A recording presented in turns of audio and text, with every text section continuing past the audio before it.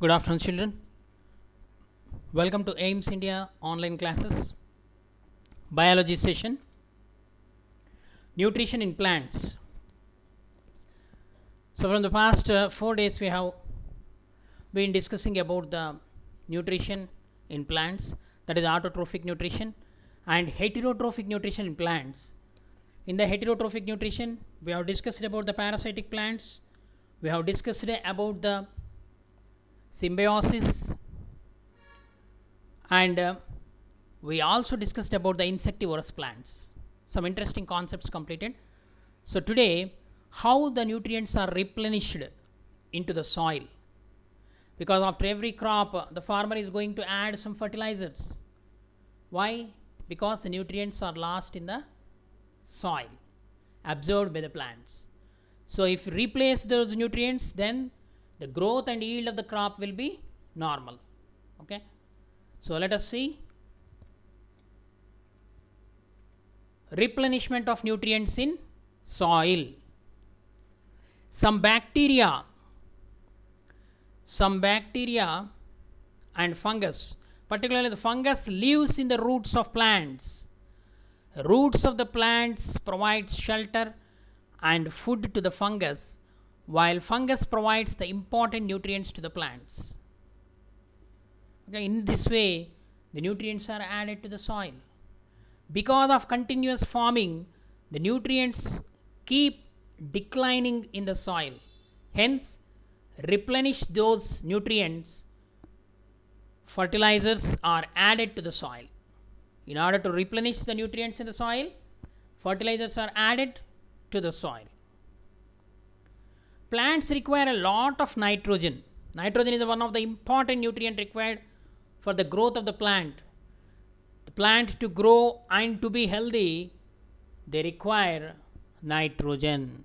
Although a lot of nitrogen is available in the atmosphere, but plants cannot absorb the nitrogen in the gaseous form. So yesterday we have discussed how the nitrogen is converted to the useful form. A bacteria by name Rhizobium bacteria. Okay, it replenish the nitrogen in the soil.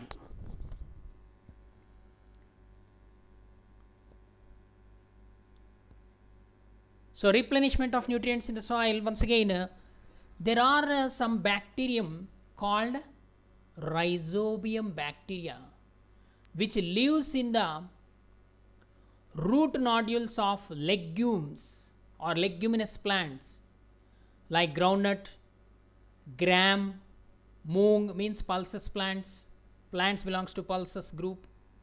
So these bacteria can absorb the nitrogen from the atmosphere and make it available for the plants. Rhizobium cannot make its food, hence it provides nitrogen to the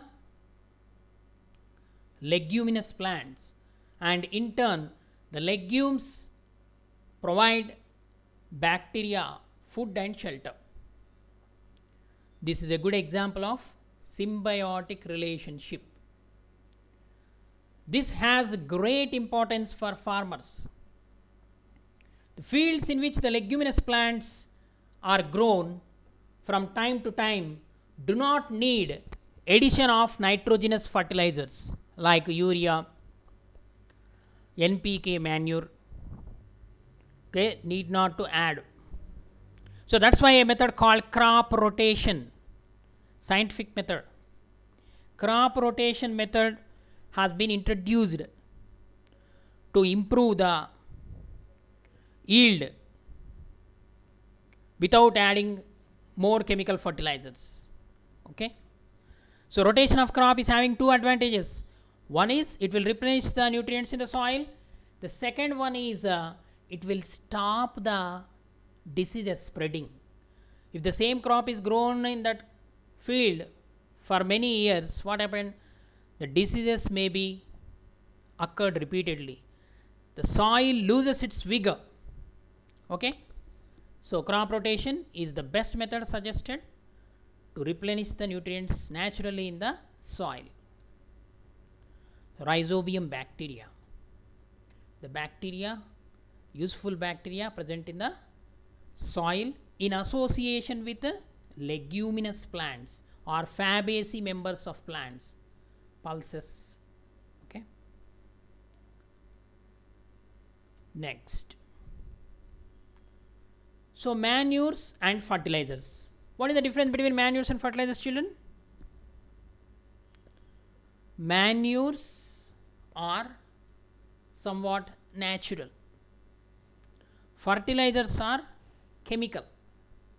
Chemical fertilizers, natural manures. Manures are made from naturally available materials. Fertilizers are made from chemical substances. So manures, when they are added to the soil, they increase the humus. Humus means the moisture of the soil will be retained for a long time and some nutrients are added. But when fertilizers are added, the humus is not grown.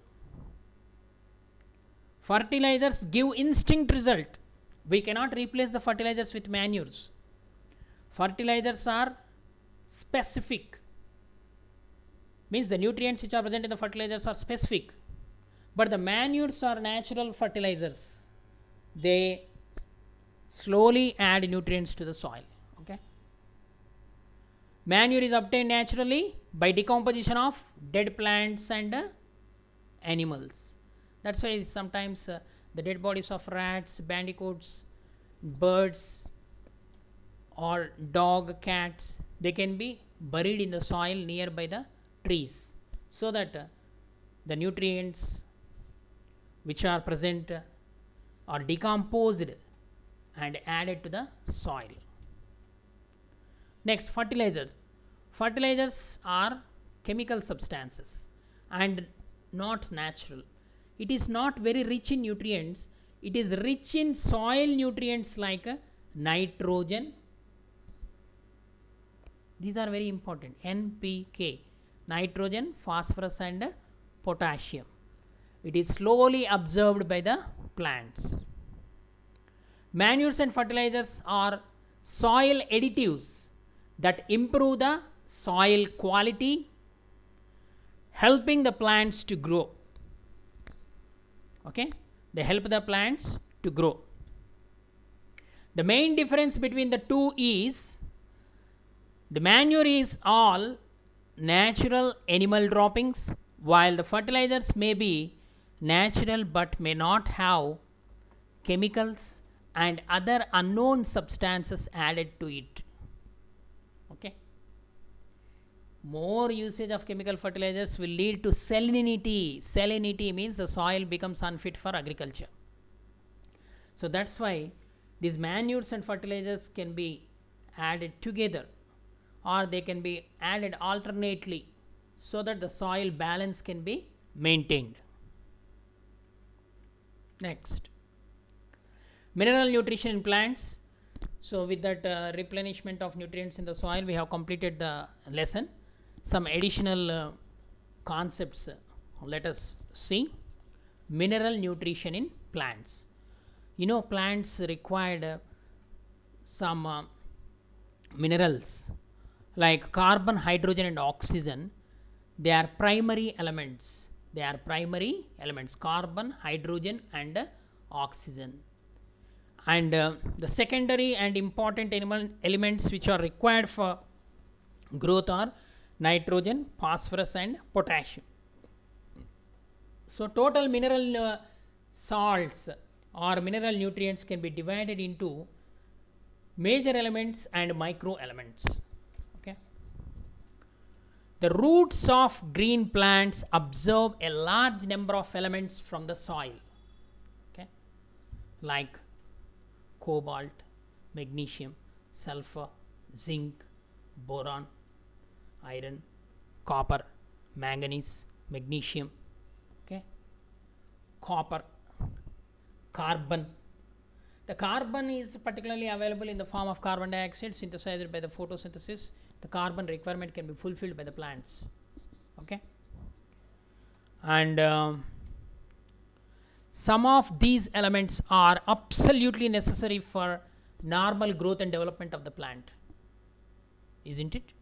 Definitely, because these elements will form the tissues in the plant. That's why they are absolutely necessary for the normal growth and development of the plant. The process involving the absorption and utilization of various mineral ions. The minerals are obtained are available in the form of ions like Mg2 plus, okay, Cu2 plus, Ca2 plus, like that, ions, anions and cations, mineral ions by plants for their growth and development. So that subject is called mineral nutrition. What is the definition of mineral nutrition? The process involving the absorption and utilization of various mineral ions by plants for their growth and development is called mineral nutrition. Let us proceed. Mineral nutrition in plants. Essentiality of elements for mineral nutrition. Why these? So this concept was introduced by Arnon, a scientist. So he conducted several experiments. And essentiality of minerals for mineral nutrition. The first one, he postulated three important postulates, three important points. What are they? The elements must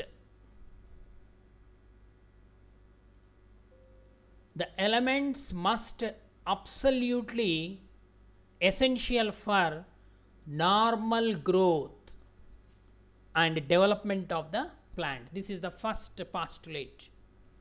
Elements must be absolutely essential for normal growth and development of the plant. Second, the requirement of the element must be definite and cannot be replaced by another element. Okay, if potassium is required, that potassium only required. Its deficiency cannot be replaced by adding nitrogen. Okay, so the requirement of the element must be definite and it cannot be replaced by another element. Next, the element must be directly involved in the nutrition of the plant. The element must be directly involved in the nutrition of the plant, is a part of structural molecule and takes part in biochemical process. The element must be directly involved in the nutrition of the plant. For example, carbon dioxide. So carbon is directly involving, okay, and takes part in the biochemical reaction. What is that reaction? Photosynthesis. So like that, every element plays a specific role in the plant. So potassium has its own role, nitrogen has its own role, phosphorus has its own role, oxygen has its own role, hydrogen has its own role. So different elements plays its own role. They perform specific functions in the plant growth and development. Okay, children. So let us see some of the important minerals, the role of minerals in the plant nutrition. An element can play three types of roles in the plant, such as a structural role, electrochemical role and catalytic role. What are the three important roles played by the element? Structural, electrochemical, catalytic. The structural role includes its involvement in the formation of various components of the cell. Okay, for the formation of different components. For example, chlorophyll, it requires magnesium. Okay, so the elements play the structural role includes its involvement in the formation of various components of the cell. The chloroplast containing chlorophyll. The chlorophyll requires magnesium. Okay. Next, electrochemical role. Electrochemical role involves the balancing of ionic charges and stabilization of proteins and other macromolecules. the electrochemical role it is. It involves the balancing of ionic charges. Without balancing of ionic charges, the new compounds may not be formed. Okay, that may not lead to the formation of proteins. Okay, stabilization of proteins and macromolecules means fatty acids, lipids, okay, starch. These are all macromolecules, large molecules. Catalytic role. Catalytic role is very important role. So enzymes act as catalyst, but the activation of the enzymes is the involvement as coenzyme. The catalytic role of element is its involvement as coenzyme or cofactor, without which the enzyme won't be active. Okay, some of the minerals act as a coenzymes or cofactors in enzyme reactions. Most of the micronutrients play catalytic role in the mineral nutrition. Most of the micronutrients means the nutrients which are required in less quantity. So most of the micronutrients play catalytic role in the mineral nutrition in plants. Let us go through these. There are 16 essential elements which play very important role in the plant growth and metabolic activities. What are those 16 essential elements? The total 16 essential elements are divided into two groups. One is major elements and the second one is trace elements. Major elements are also called macronutrients. Trace elements, they are also called micronutrients. Okay, what are trace elements? The elements which are required in small quantities for the growth and development of the plant are called as trace elements or micro elements. Means these are already present in the plant can synthesize in its body. Okay, whereas the major elements are not synthesized in the body of the plant, so they are required in large quantities. What are they? Carbon, oxygen, hydrogen. These are the primary elements which are required for the formation of carbohydrates, proteins, fats. Okay, and the next major element, nitrogen, phosphorus, potassium, NPK. Nitrogen, phosphorus, potassium, and calcium, sulfur, magnesium.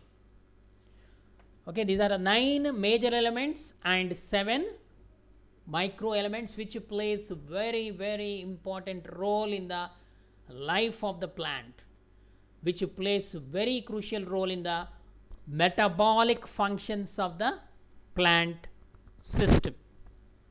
Okay, so the symptoms of deficiency of these elements causes different types of diseases in the plants.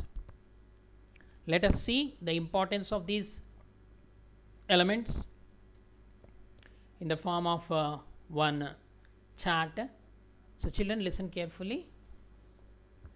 Based on this only today's quiz. Boron deficiency chart of micronutrients. Here nearly some 8 micronutrients are given. Boron, sulfur, manganese, zinc, magnesium, phosphorus, calcium, iron, copper, molybdenum, potassium, nitrogen. Okay, one by one we will see. In the single plant, the leaves showing different symptoms is mentioned here. In your mobile, you can enlarge the mobile so that you can see the picture. Boron, the discoloration of leaf buds. breaking and dropping of buds. See here, the discoloration of leaf buds and breaking and dropping of buds is the symptom of deficiency of boron. Next, sulfur. Sulfur deficiency, leaves become light green or yellowish or pale green. No spots are there on the leaf. Leaf become pale yellow or green. Okay, this is a symptom of deficiency of sulfur. Then manganese, Mn. Manganese means Mn. The leaves are pale in color. Leaves are pale in color. Veins and venules dark green, means the middle. This is dark green and the leaves are pale in color. Veins and venules are dark green and reticulated. Okay, so the venation appears clearly. So in dicot plants this is reticulated. Next, zinc. Zinc is the most important element. It plays very important functions in the plant. Leaves become pale. Zinc deficiency, you see. Leaves become pale and narrow. It will not be normal. And short veins. Veins are very short. Here veins are big. Normal leaf and this deficiency leaf you have to compare so that you can understand clearly. Okay. So the leaves become narrow, short veins, dark green, and the dark spots on the leaf edges here. Dark spots on the leaf edges. So these are the symptoms of zinc deficiency. Then magnesium. Magnesium also, once again, paleness from the leaf edges. Leaf edges become pale, no spots, edges have cup shaped folds. The cup shaped folds. Leaves die and drop in extreme deficiency. Leaves become dry and drop in extreme deficiency. That is the symptom of magnesium. Next, phosphorus. Phosphorus plant become short and the dark green. See, the leaf is becoming short and dark green. Okay, and in the extreme deficiencies turn brown and or black. Turn brown or black color. The bronze color under the leaf. Leaf gets a bronze color. Under the leaf means lower surface of the leaf. Next, calcium. The plant become dark green and tender leaves become pale. Drying starts from the tips. Here see, pale, dark, these are all the symptoms of this calcium. Starts from the tips, eventually the leaf bends and die. Okay, it will loses its natural shape and die. Iron deficiency. Iron deficiency in the leaves, leaves become pale, no spots, but the major veins become green. See here, major veins become green, leaf become pale. Copper, pale pink between the veins, wilt and drop. Here, pale pink, leaves become wilt and drop. Next, molybdenum. Leaves are light green, lemon yellow color it turns into, or orange color. Spots here, spots on whole leaf except veins. Veins means these dark portions, green color. So except on the veins, remaining portions, spots appear. Sticky secretions from the underleaf. Okay. Next, potassium. Potassium deficiency, small spots appear On the tips, edges of the pale leaves, see the edge become dry somewhat.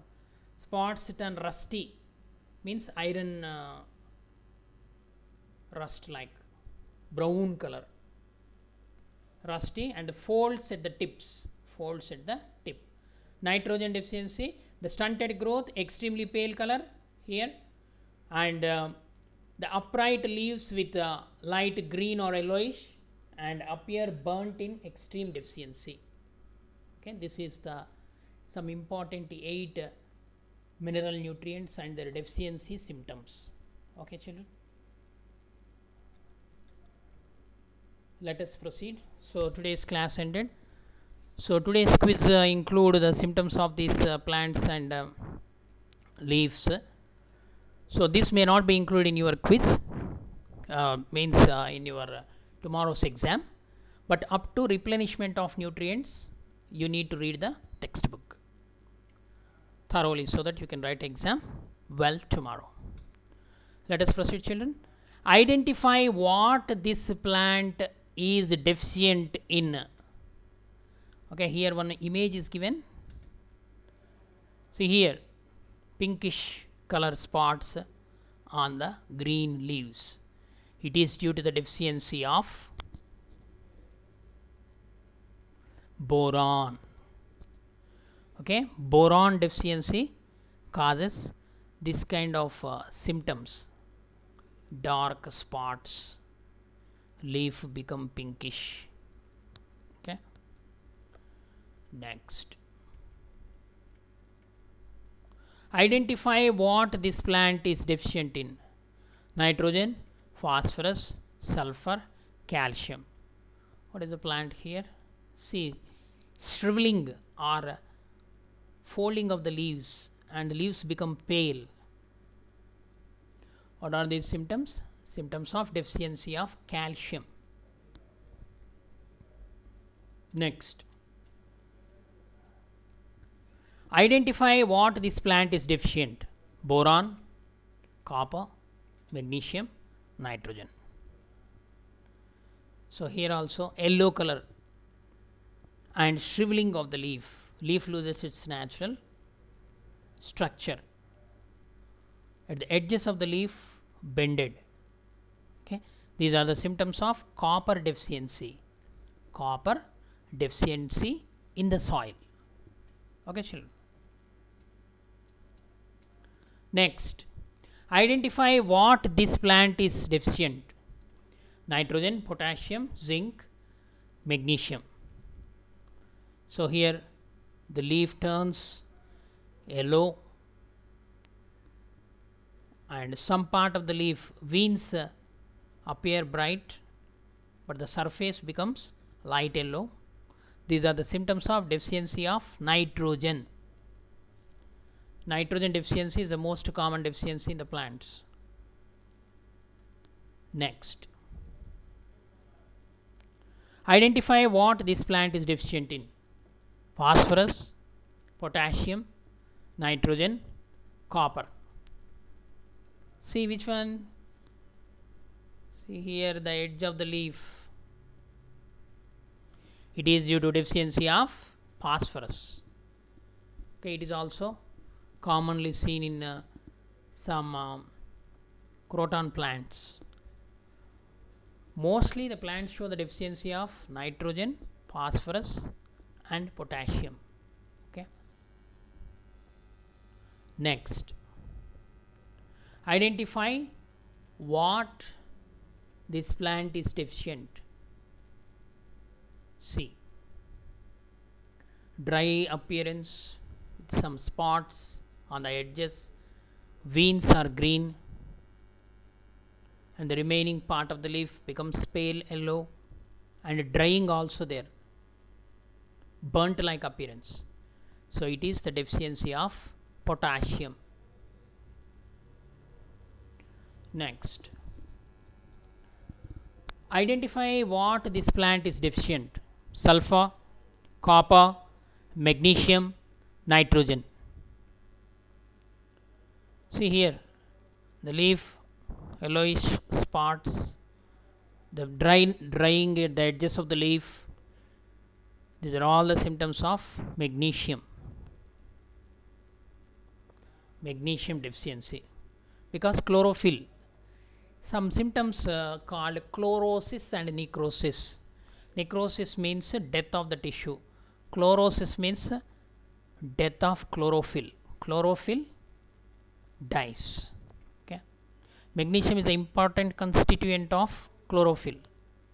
So the leaf is turning yellow color and the edges become dry. Next, what is the function of root nodules in leguminous plants? Store food, provide extra strength, perform photosynthesis, give shelter to bacteria. So what is the main function of the leguminous function of root nodules? It is to give shelter to bacteria. Identify what is this plant is deficient. Once again, sulfur, nitrogen, copper, boron. So yellowish color appearance. This is due to sulfur deficiency. Pale leaf become total pale and yellow color, then it will drop from the plant. Next, the plant's response to minerals and nutrients. It is called thigmotrophism, chemotrophism, gravitrophism, hydrotropism.